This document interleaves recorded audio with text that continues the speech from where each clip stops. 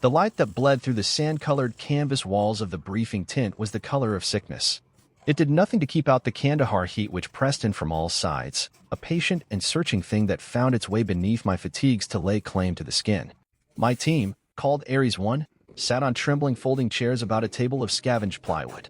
We were the men they sent for when the world went crooked in a way that powder and ballistics could not account for. We were ghosts in a hunt the same.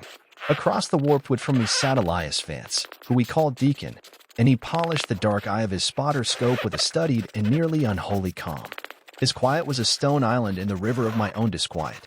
To my left, Corporal Ramirez, called Rico, worked a toothpick from one corner of his mouth to the other. His leg beat out a jittering beat against the packed and barren earth, a secret and anxious heart. Our medic, Specialist Miller, a man known only as Doc, was scratching in a notepad with the lead of a pencil. He made drawings of bones and organs as a cartographer might map a strange and broken country, for he saw all the world as a thing to be mended. And by the projector screen stood the lieutenant, a boy named Wallace fresh from the academy, and he stood so rigid that you knew he feared he might break apart if he moved. Colonel Matthews parted the canvas flap and entered the heat. He was a man whose face was of sun and bad wars, and he did not believe in the husbandry of words. All right, listen up.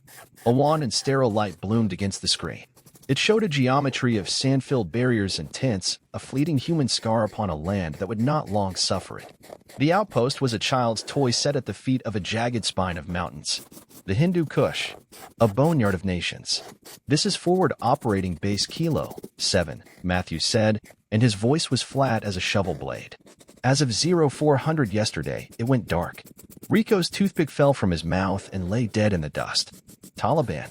That's the assumption we're working with, Matthews said, but the truth of his eyes was a different and harder thing. A company from the 10th Mountain was stationed there. 68 souls.